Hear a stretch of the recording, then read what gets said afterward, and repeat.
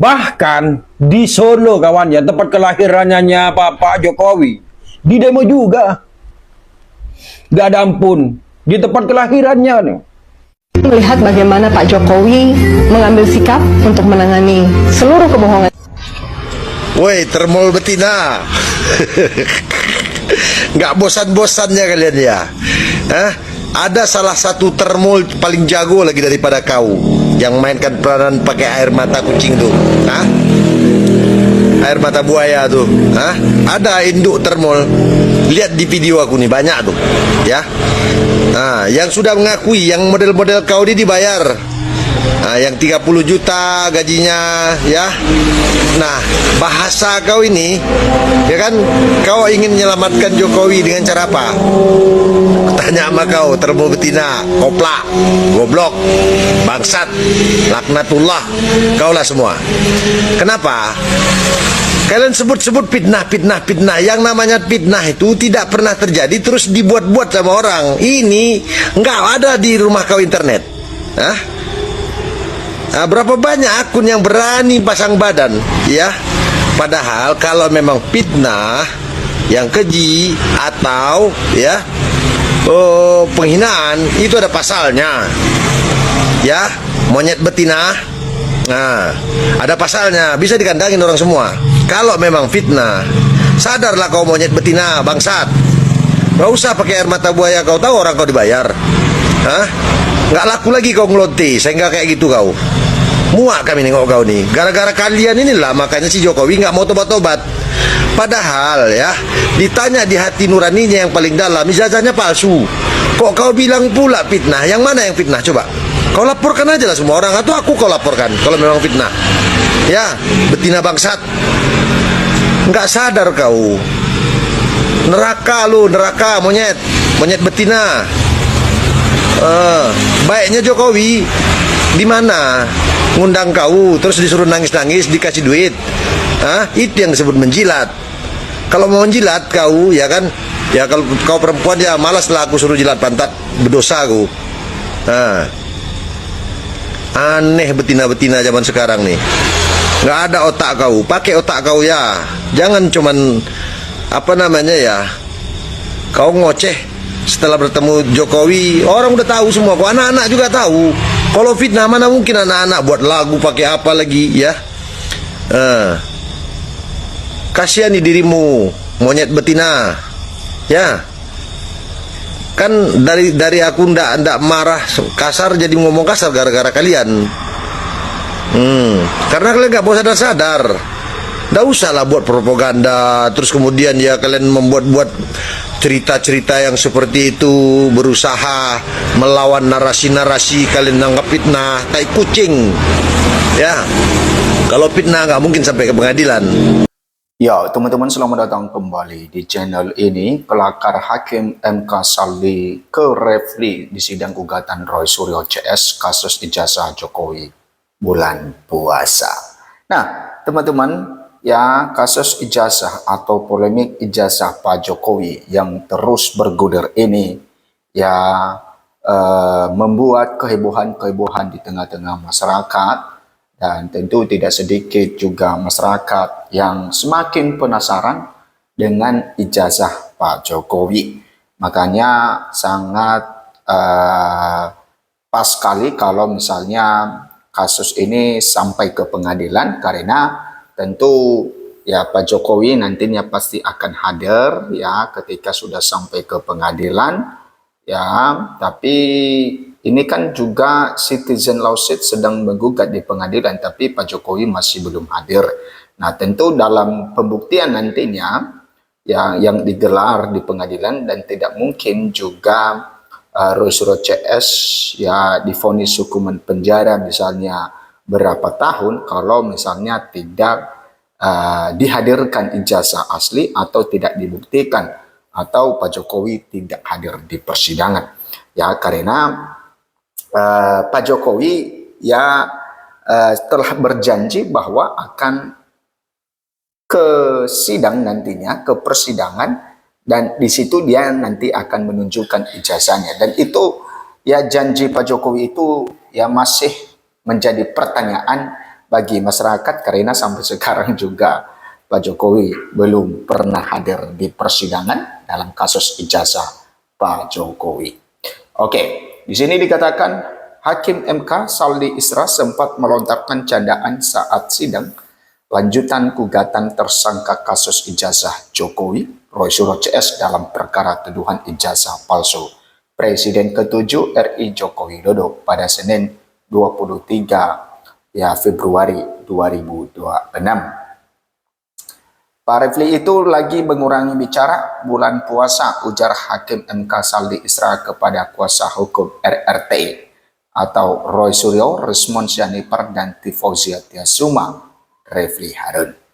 Mendengar hal tersebut, Refli Harun hingga Roy Suryo tampak tertawa. Teman-teman, diketahui permohonan Roy Suryo CS tersebut terkait pengujian material Kitab Undang-Undang Hukum Pidana, Undang-Undang Nomor 1 Tahun 2023 tentang Kitab Undang-Undang Hukum Pidana, Undang-Undang Nomor 11 Tahun 2008 tentang Informasi dan Transaksi Elektronik, serta Undang-Undang Nomor 1 Tahun 2024 tentang perubahan kedua atas Undang-Undang Nomor 11 Tahun 2008 tentang Informasi dan Transaksi Elektronik. Nah, teman-teman, kita ketahui bersama bahwa kubu dari Roy Suryo CS ini mengajukan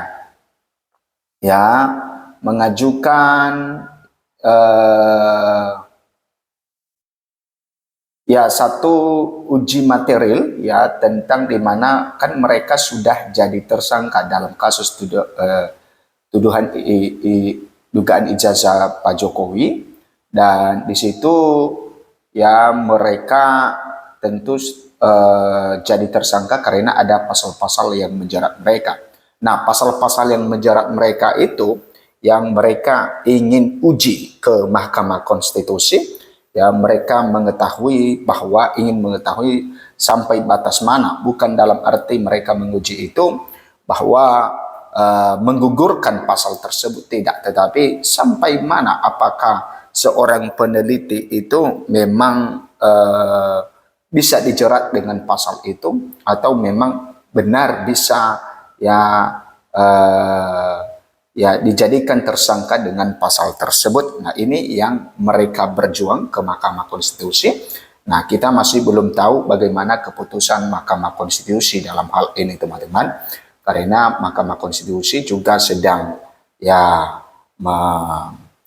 menerima tapi permohonan mereka istilahnya mereka diterima, artinya bahwa ini siap untuk disidangkan, artinya bahwa ke depan Mahkamah Konstitusi pasti akan menyidangkan, kecuali kalau menolaknya berarti tidak menyidangkan, tetap berlaku tentang pasal-pasal yang menjerat mereka tersebut. Tetapi ini ada dua, kalau Mahkamah Konstitusi mengambil satu keputusan atau di pengadilan, maka bisa saja pasal tersebut ditetapkan bahwa sampai di sini ranahnya atau jangkauannya seperti apa, dan bisa saja dikatakan bahwa apa yang dilakukan oleh Polda Metro Jaya adalah sesuatu hal yang pas, pasal-pasal yang menjerat mereka, bisa saja seperti itu.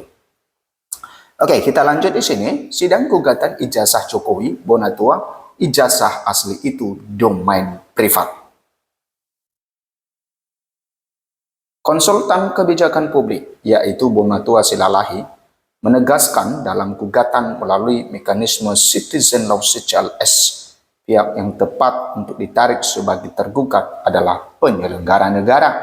Hal itu disampaikan Bonatua saat menjawab pertanyaan kuasa hukum Jokowi, YB Irfan, dalam sidang gugatan ijazah yang digelar di Pengadilan Negeri Kota Solo Selasa 24 Februari 2026.